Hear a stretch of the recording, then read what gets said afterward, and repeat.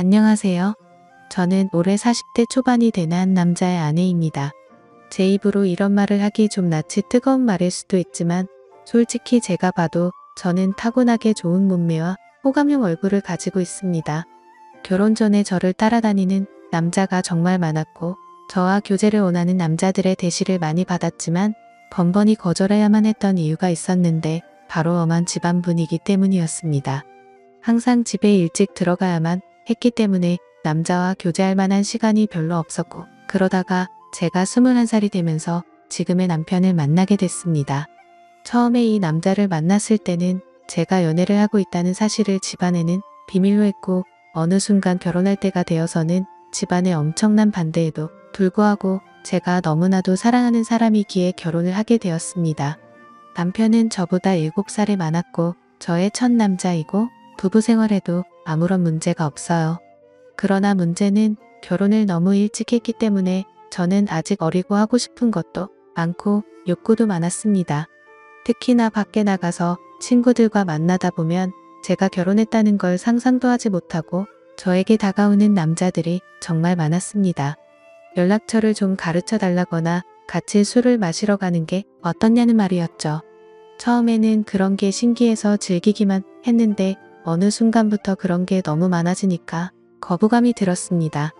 제가 일찍 결혼을 해서 당시에만 하더라도 결혼한 친구가 주변에 한 명도 없었습니다.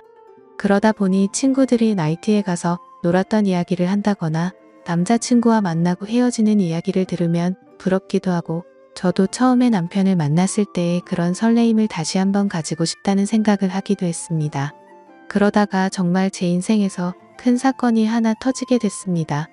3년간 남편만 보고 살았던 저에게 한 번의 의도로 인해 저의 인생이 180도 달라지게 됐습니다. 정말 의도적으로 바람을 피운 것은 아닙니다. 저는 실수라고 말하고 싶지만 어느 순간에는 저도 제 자신을 주체하지 못하고 있더라고요.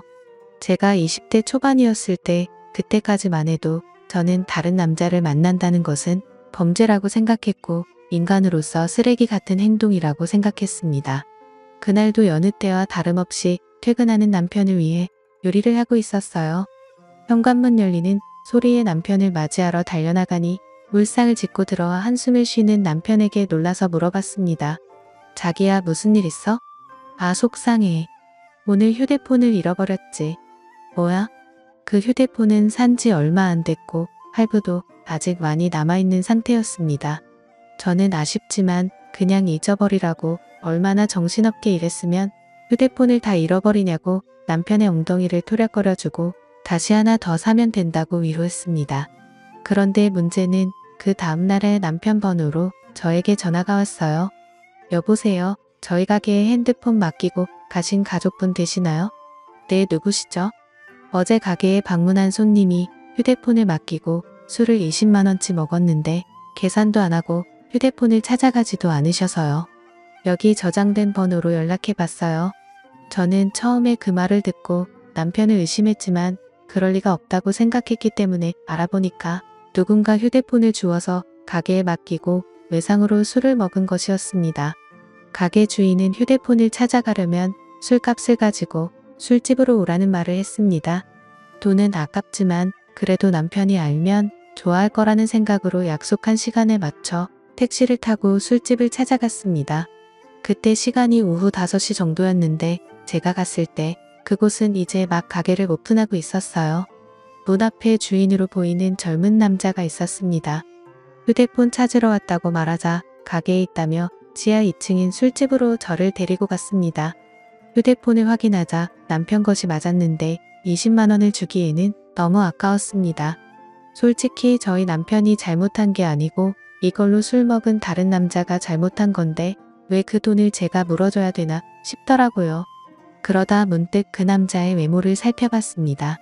머리카락은 굉장히 길었고 통이 큰 바지를 입었으며 자기 사이즈보다 적어도 몇 개는 더 커 보이는 와이셔츠를 입어서 그런지 꼭 무슨 힙합하는 청년처럼 생겼더라고요.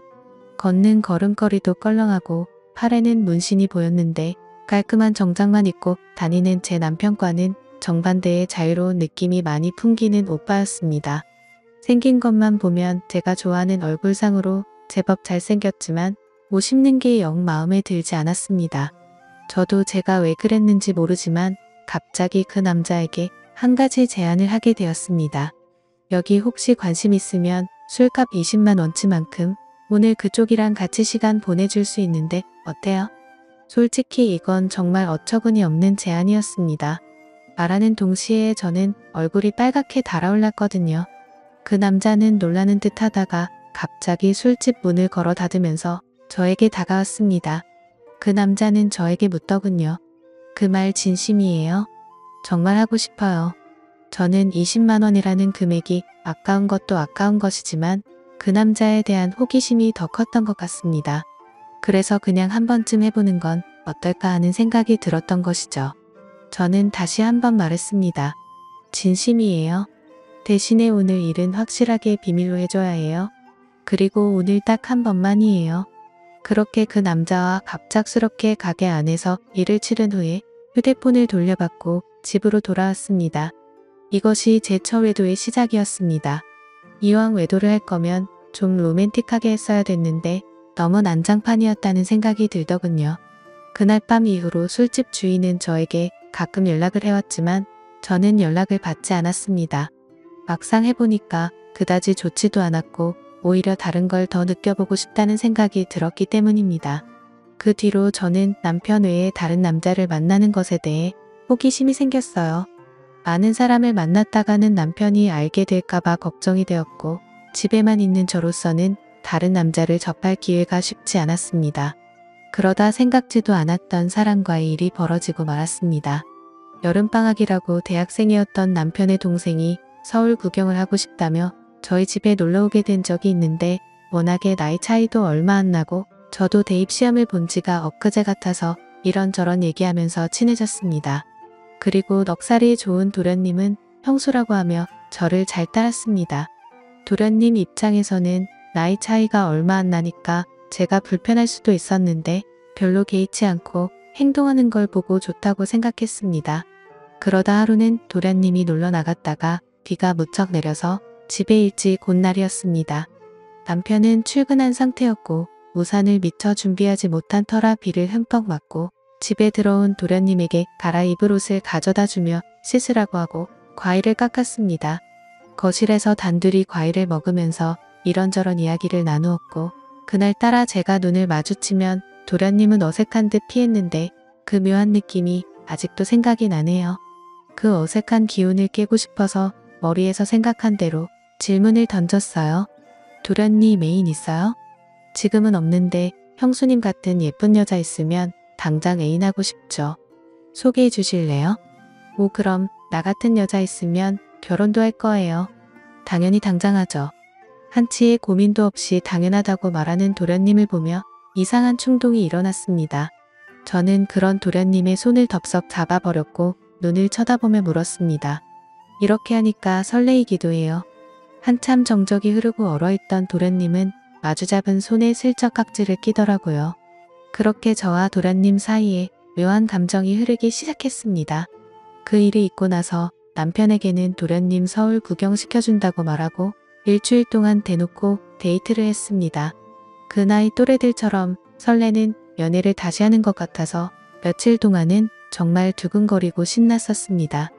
하지만 그것도 역시나 오래가지는 못하더라고요. 일주일 후에 터미널에서 도련님을 보내고 나니 그 뜨거웠던 마음이 순식간에 식어버렸습니다. 몸이 멀어지니까 자연스럽게 마음도 멀어지게 된 것이고 계속해서 저를 달래주지 않으니 저도 흥미를 잃게 됐습니다. 그렇게 여름이 지나고 날씨는 조금씩 선선해지기 시작했습니다. 심심한 마음에 남편 몰래 휴대폰 어플로 채팅이라는 것도 해봤지만 이렇다 할 만남을 가지지는 못했습니다.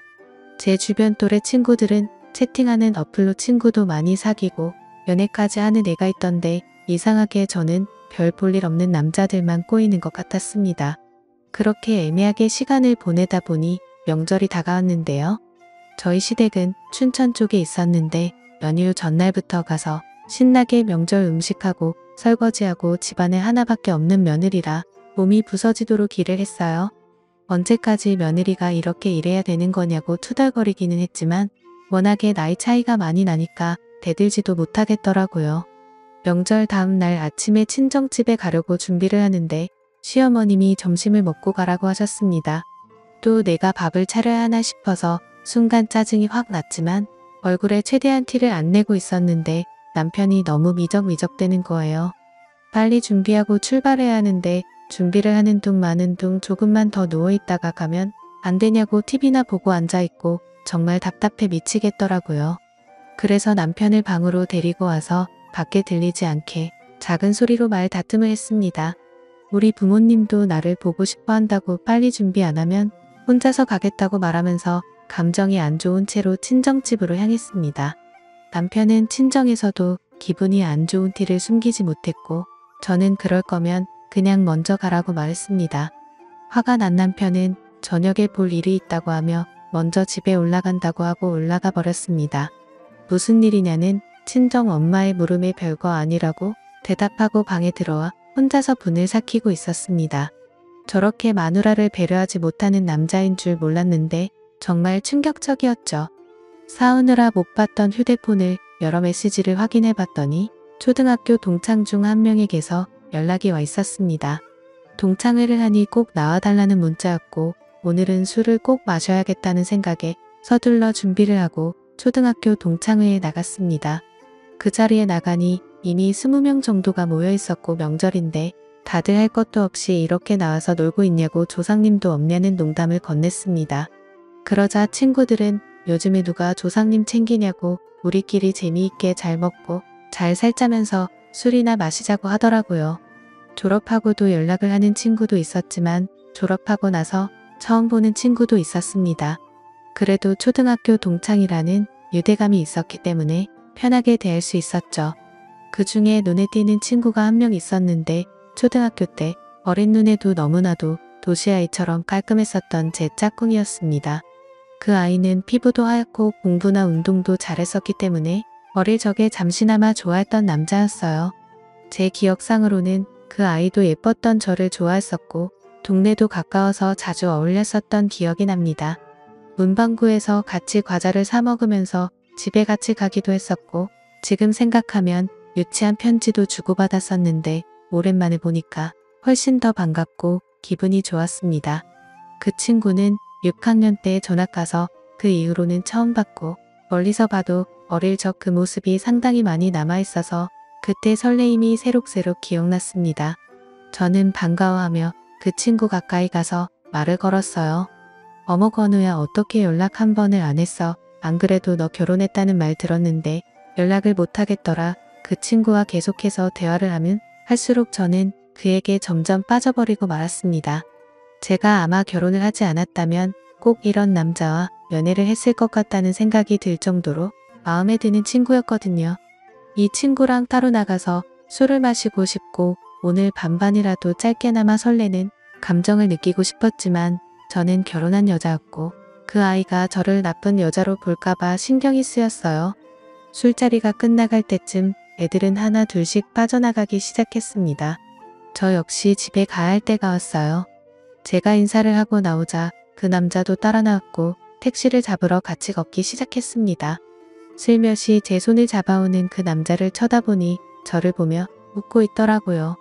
오늘은 완전히 끝나버린 줄 알았던 설레는 감정이 다시 살아나기 시작했고 그렇게 손을 잡은 채로 저희는 한동안 말없이 걸렀습니다. 우린 서로 끌어안다시피 해서 길을 걸었어요. 택시를 타면 금방 헤어질 것 같아 너무 아쉬워서 걸어서 집까지 갔습니다. 오랫동안 걷다가 도착한 저희 집 현관 앞에서 저를 물끄러미 쳐다보더니 제 볼에 뽀뽀를 하고는 부끄러운 듯 급하게 인사하며 뛰어갔습니다. 남편하고도 안 좋은 상황에서 그를 만난 건 정말 사막의 오아시스를 찾은 기분이었어요. 그 뒤로 저희는 종종 따로 만났고 제가 서울로 올라가서도 계속 연인으로 지냈습니다. 그러다 2년쯤 지났을 때 그 아이도 장가를 가게 되었고 그렇게 저희 둘의 만남은 끝이 나는 줄 알았습니다. 저도 중간중간에 다른 남자도 몇 번 만나봤고요. 하지만 정말 사랑이라 느낀 건 그 남자가 유일했던 것 같습니다. 저희는 결국 재회를 했고 40이 넘는 지금까지도 몰래 사랑을 하면서 만나고 있습니다. 저의 두 번째 서방님이고 이제 더 이상의 다른 사랑은 원치 않고 두 남자만 바라보며 살아보랍니다. 너무 어린 나이에 결혼을 한 게 문제인 걸까요? 저도 가끔씩 제가 왜 이러는지 모르겠지만 도저히 빠져나올 수가 없습니다. 솔직히 말하면 왜 빠져나와야 하는지 잘 모르겠습니다. 이렇게 어리고 아름다운 나이에 기억에 남는 연애도 못 해보고 결혼해서 답답하게 살다가 갈 바에는 이렇게 사랑을 즐기며 사는 게 더 남는 장사가 아니냐는 생각이 듭니다. 둘 중에 어떤 남자를 선택하고 싶지는 않아요. 상처 주는 여자가 되기는 싫거든요. 그냥 이렇게 두 남자를 바라보면서 사는 것도 충분히 가능해서 이렇게 살아가려고 하는데 무슨 큰 문제라도 되는 건 아니겠죠. 제 마음속에는 방이 2개이기 때문입니다. 지금까지 읽어주신 모든 분들 감사합니다. 구독과 좋아요, 알림 설정 눌러주시고 재밌는 사연 또 들으러 와주세요. 그럼 모두들 행복한 하루 보내세요.